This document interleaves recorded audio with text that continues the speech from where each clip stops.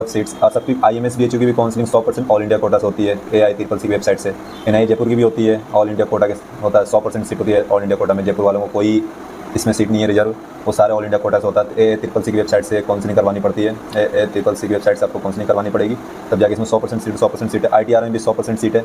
लेकिन अय्या गोवा के केस में क्या है, 50% ऑल इंडिया कोटा से आता है, जो कि AICCC से काउंसलिंग करवानी पड़ती है, और 50% स्टेट काउंसलिंग करवानी पड़ती है। इसमें 50% सीट्स अय्या में से 50% सीट होता है, जो कि आपको ऑल इंडिया कोटा से मिल जाएगा।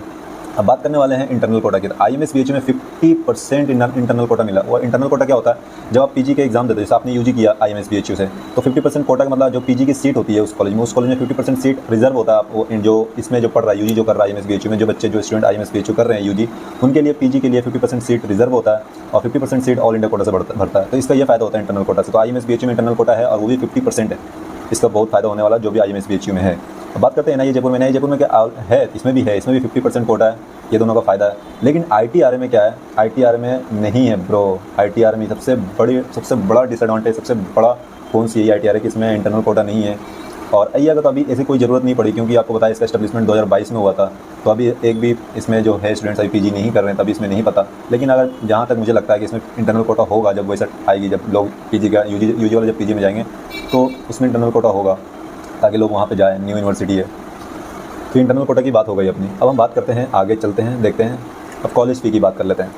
कॉलेज फ़ी क्या होने वाली है सारे चारों कॉलेजों की। तो IMS BHU की बात करें तो इसकी कॉलेज फ़ी है, ये देखो, ये जो पहला फ़ी है ना, ये और पहले जो मैं लिख रखा हूँ नंबर 1 पे, ये सारे at the time of admission, जब आप एडमिशन लेने जाओगे काउंसलिंग के थ्रू, जब आपका एडमिशन होगा, और जब एडमिशन लेने जाओगे तब आपको कितने पेमेंट करने पड़ेंगे। IMS BHU में करने पड़ेंगे आपको 33,789।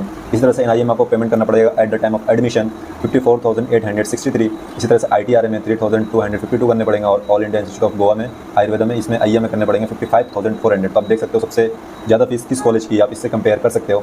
इसका कंपेयर देखो, ये IMS BHU सबसे कम देखा, यहाँ पे ITR का है। ITR का डिसएडवांटेज मैंने बताया कि इसमें इंटरनल कोटा नहीं है, और भी एक दो डिसएडवांटेज है जो मैं बताऊंगा, आगे देखेंगे पूरी वीडियो में, देखते रहना, बने रहना वीडियो में।